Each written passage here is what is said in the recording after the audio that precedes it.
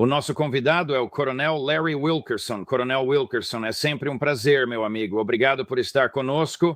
Obrigado por acomodar o meu horário. Temos 8 programas hoje e agradeço por teres aceitado o horário. Isso funciona para ti e para nós.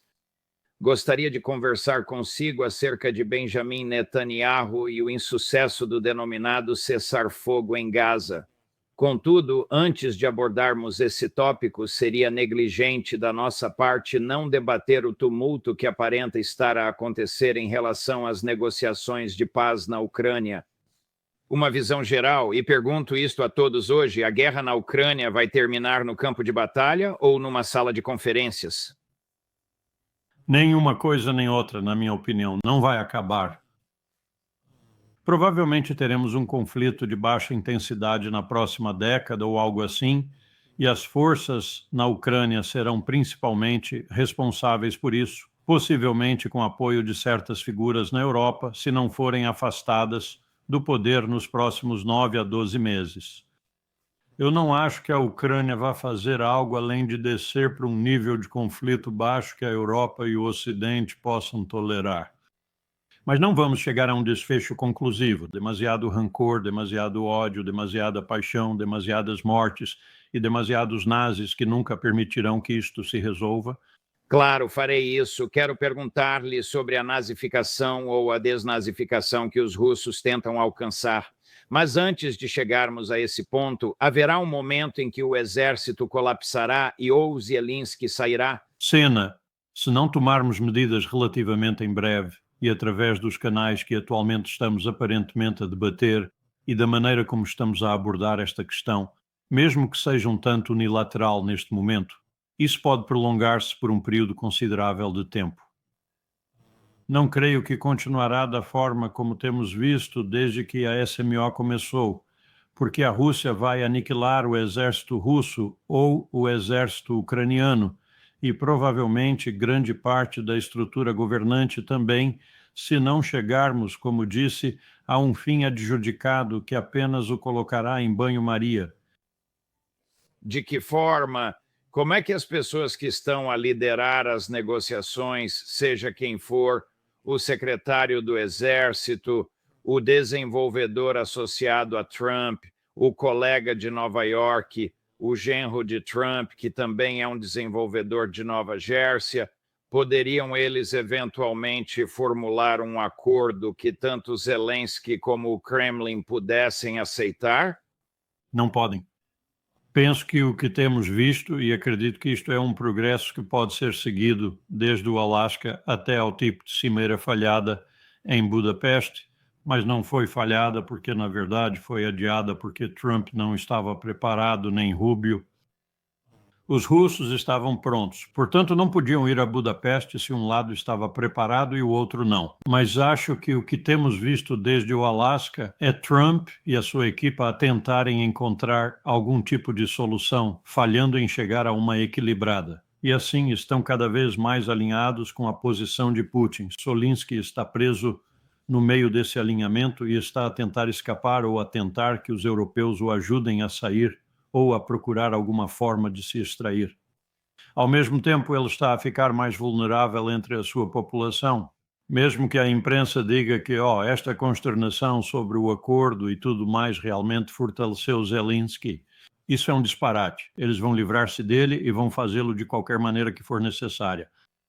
E então vamos, como eu disse, para as negociações onde Trump encontrará algo para falar. Mas será fundamentalmente para Putin é o Trump interessado numa paz duradoura e num reinício das relações com a Rússia, ou em algo que permita a alguém como Netanyahu nomeá-lo para o Prêmio Nobel da Paz em 2026?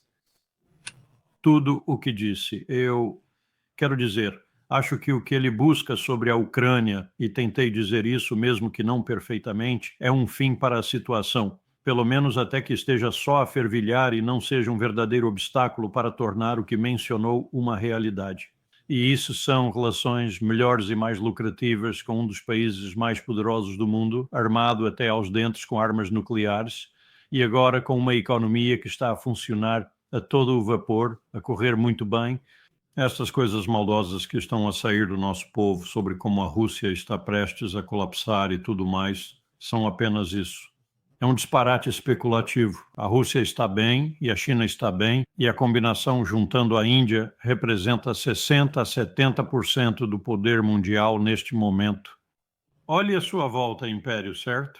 Certamente. Quão crítica está a situação das Forças Armadas ucranianas neste momento, Coronel Wilkerson? Extremamente mal. Eu acredito que o que estamos a observar neste momento é a possibilidade de, caso a Rússia deseje fazê-lo, na verdade, uma retirada da linha, por assim dizer. Não creio que queiram fazer isso, né? Não acho que queiram pagar o custo. O que significa isso, recolher as linhas?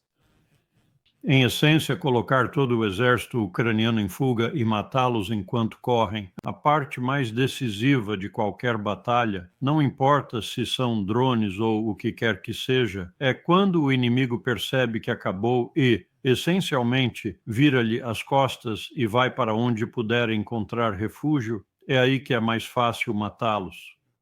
Em termos militares, essa fase é denominada a fase de exploração. Vimos isso quando o Vermont, por exemplo, estava a aproximar-se de Berlim e estava de costas para os russos. É nessa altura que se mata o inimigo numa proporção de 10, 15, 20 para 1, simplesmente massacram-nos. Bem, os russos poderiam implementar isso praticamente a qualquer momento que quisessem. Não acho que o tenham feito, porque como você e eu sabemos, primeiro, Putin não quer ter todo aquele país sob seu domínio, e segundo, ele não quer perder mais soldados russos do que o necessário. E ele já alcançou os seus objetivos neste momento. Portanto, é apenas uma questão de finalizar o campo de batalha, por assim dizer. E não acho que será uma exploração assim tão dramática, mas pode ser. Se ele ficar zangado e decidir que, ok, isto vai acabar, realmente acabar, e, Polônia, vou estar mesmo na tua fronteira quando isto acabar. Talvez gostes disso. Talvez não goste. Permita-me voltar à resposta que deu quando lhe perguntei se a guerra terminaria no campo de batalha ou numa sala de conferências, e respondeu que nenhuma das duas. Coronel, não é a última coisa que Putin quer governar uma área que tem uma insurgência? Sim, mas não vejo como ele sai disso, a menos que esteja preparado, como acabei de dizer, para exterminar aqueles, matar toda a gente. Sim, certamente, quando o nosso momento chegar. A pessoa que admiramos muito pelas suas habilidades diplomáticas, Sergei Lavrov, fala em desnazificação. Quero dizer, o que é que ele quer dizer? Quero dizer, isso é uma ideologia? Estão a referir-se a eliminar todos os que adotam essa ideologia ou a tornar essa ideologia tão socialmente inaceitável que acabe por desaparecer para o submundo? A posição soviética no Tribunal de Nuremberg era levar todos a Moscovo, realizar um julgamento espetáculo e executá-los. Muito diferente com os britânicos que disseram vamos apenas formar um pelotão de fuzilamento e disparar sobre todos eles na Alemanha. Portanto, sim, essa é uma solução, mas esse tipo de solução só é impactante e só é executável se tiveres derrotado completamente o teu inimigo. Não há nada mais neles. Rendeste-te incondicionalmente se fores o inimigo. Não estamos nesse ponto. No entanto, eu acredito que se poderia abordar a situação na Ucrânia se realmente se alcançasse aquilo que a Ucrânia nunca teve, uma democracia liberal, verdadeiramente funcional e desejada. Ou seja, né, as pessoas na Ucrânia tinham um controle principal e o aparelho acima das pessoas foi criado para isso. Alguns dos oligarcas têm de corrigir os seus caminhos, pelo menos. E a Ucrânia tem de se tornar um país que funcione razoavelmente dentro de uma facção democrática. Estava a funcionar razoavelmente sob Viktor Yanukovych antes de John McCain, Lindsey Graham, Victoria Nuland, MI6, Mossad, CIA e todas essas outras pessoas? Barack Obama tomou a decisão de destituí-lo do poder? Na verdade, não. Eu estive lá em 2002 e 2003, quando estávamos a lidar com a Ucrânia, e, como já disse antes, tinha duas responsabilidades de grande importância nacional naquela altura. Coreia do Norte, eu estava nesse grupo de trabalho, e Ucrânia. E vou dizer-lhe, chegamos à conclusão em ambos os grupos de trabalho que ambos os estados eram estados criminosos. A Ucrânia é considerada um dos estados mais corruptos do mundo, tem sido assim ao longo de muitos anos, e os russos certamente contribuíram para isso, sem dúvida. Os russos contribuíram tanto quanto qualquer cidadão ucraniano. Portanto, não se resolve isso num dia. Os critérios estabelecidos pela NATO para permitir a adesão de novos países são significativamente mais rigorosos do que os da União Europeia, provavelmente mais rigorosos do que os de qualquer outra organização internacional no mundo.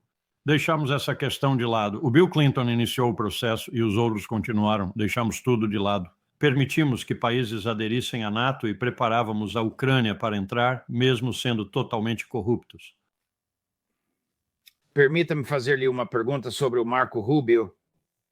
É bastante evidente que nem a administração de Trump nem o Kremlin depositam confiança em Marco Rubio, pois ele está associado a indivíduos como Lindsey Graham, Tom Cotton, John Bolton e Mike Pompeo. Conhece algumas dessas pessoas pessoalmente?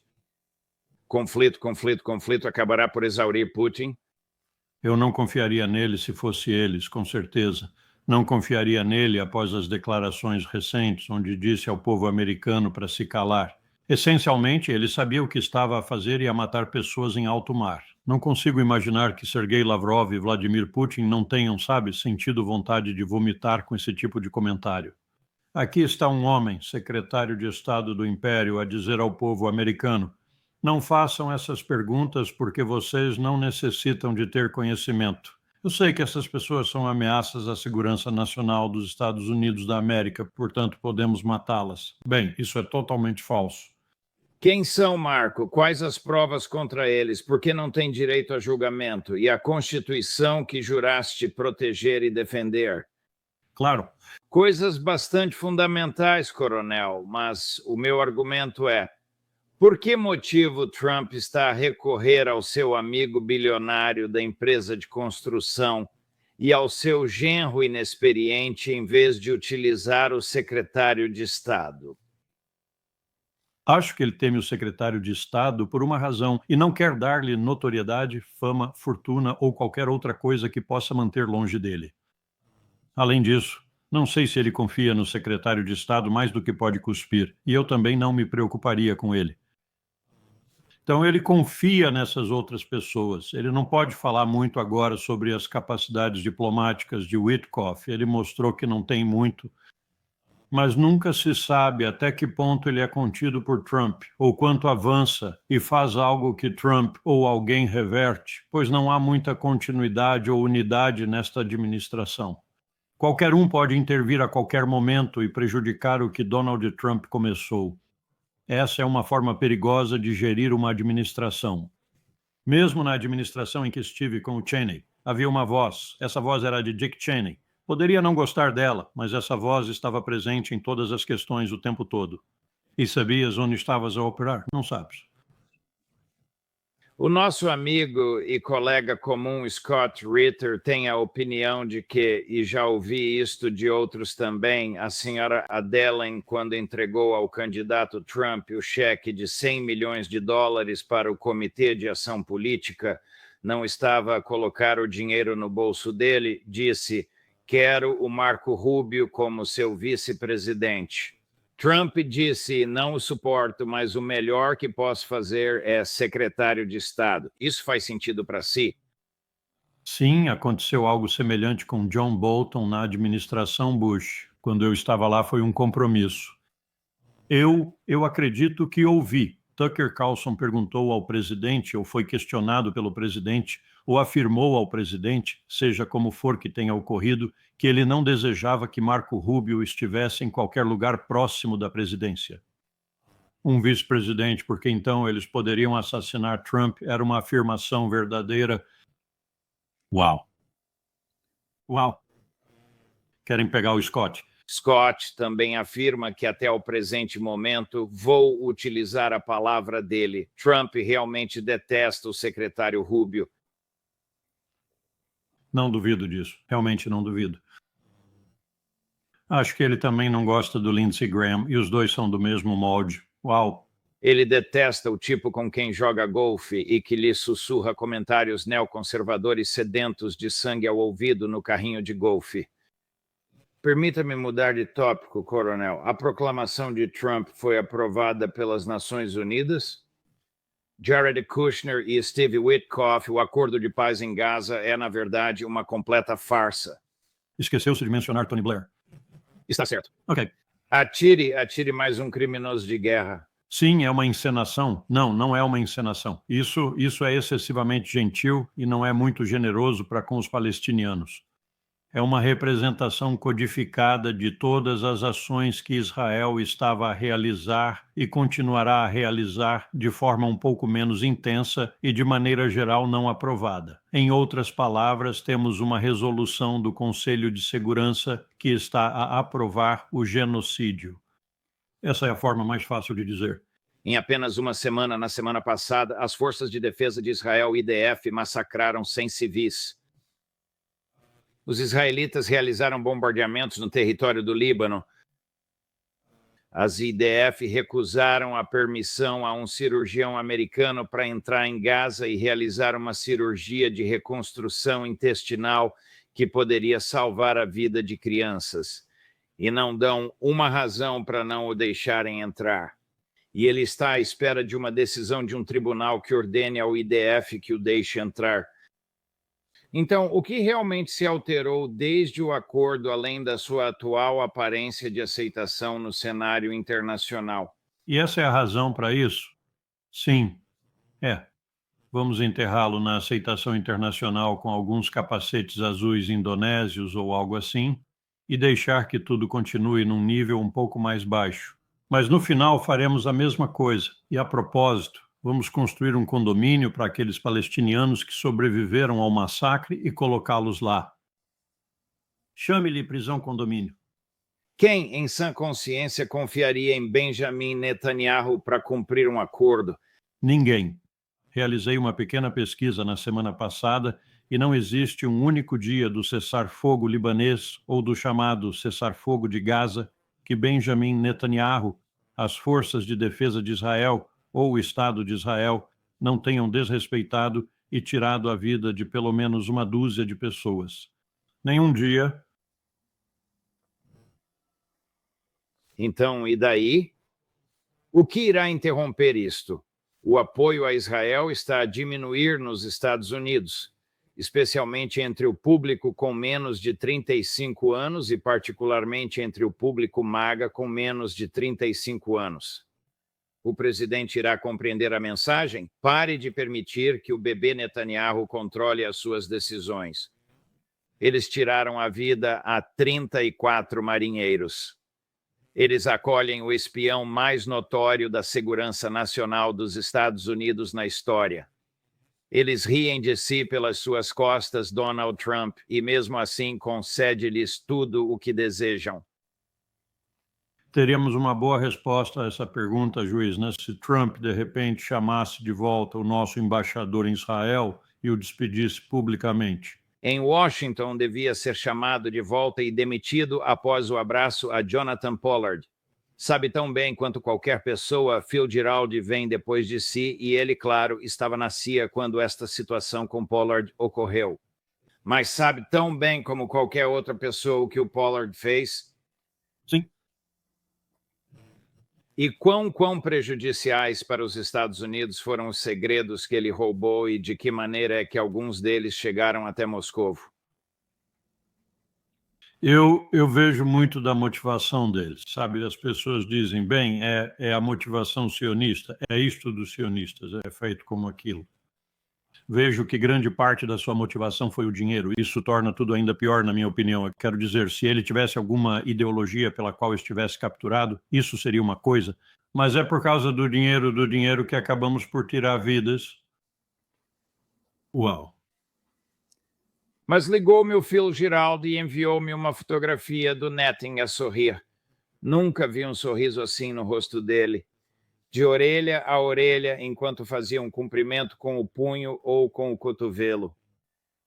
Este personagem, cuja sentença foi comutada pelo então presidente dos Estados Unidos, Donald Trump. Sim. Agora ele estava fora da prisão, mas sob uma prisão domiciliária modificada. Não podia viajar, blá, blá, blá. A senhora Madeleine, ou seu marido, Sheldon Adelon, disse que Jonathan tinha de voltar para Israel.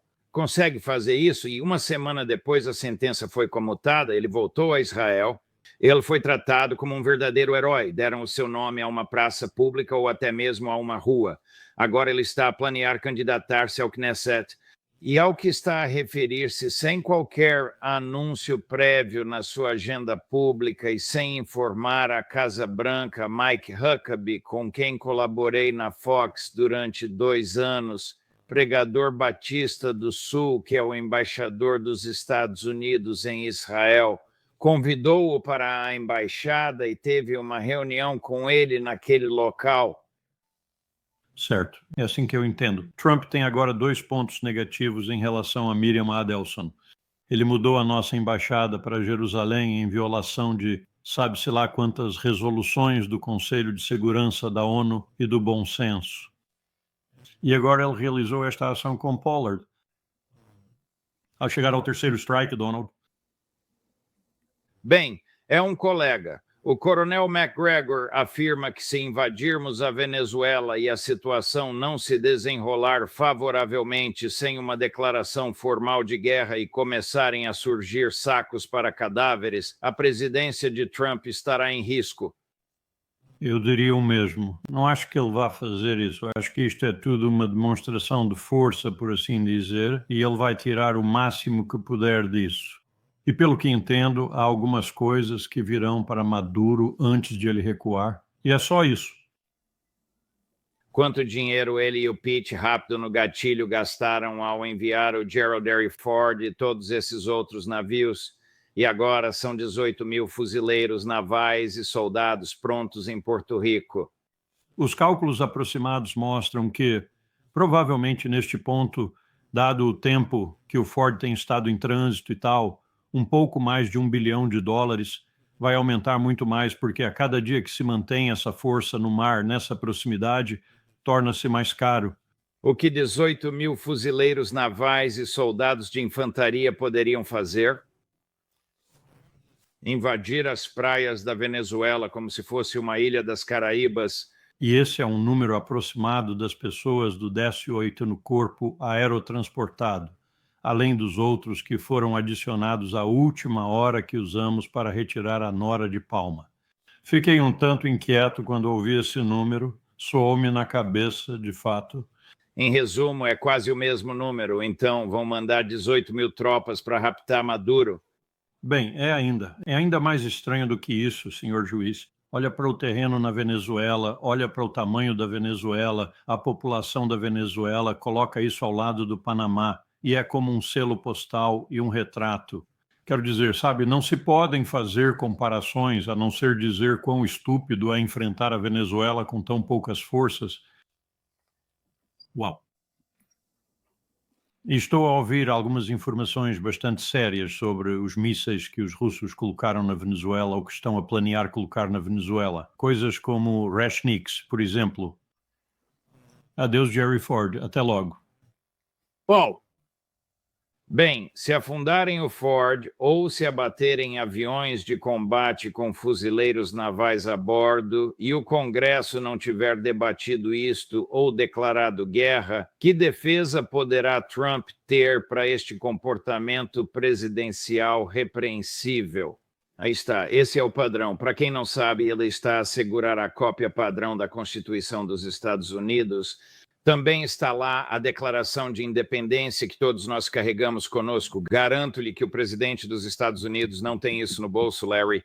Aposto que não. Acabei de verificar outra vez para ter certeza. Ike Skelton mencionou-me certa vez, enquanto segurava isto, a mesma cópia do Instituto Cato. Ele afirmou-me e disse: Larry, existem 10 páginas aqui dedicadas ao Congresso, e talvez apenas 3 sobre o Poder Executivo. Muitas dessas páginas sobre o Congresso são sobre o Exército. Esta conversa de que o Congresso não tem poder contra Pete Hegseth, contra Donald Trump e assim por diante é um disparate. E vão perceber isso mais cedo ou mais tarde, até os republicanos, porque estamos a causar danos sérios ao nosso governo. Sim, estamos. Bem, sim, o presidente está. Nós não estamos. Estamos a tentar salientar isso. Coronel Larry, muito obrigado. Espero, por mais horrível que isto seja, que tenha um feliz dia de ação de graças. Bem, tens de manter o ânimo. Sim. Oh, rapaz, o YouTube. Muito bem, Larry. Muito obrigado. Tudo de bom. Tenha umas ótimas férias. Igualmente, guarda-me um pouco da tarde. Sim.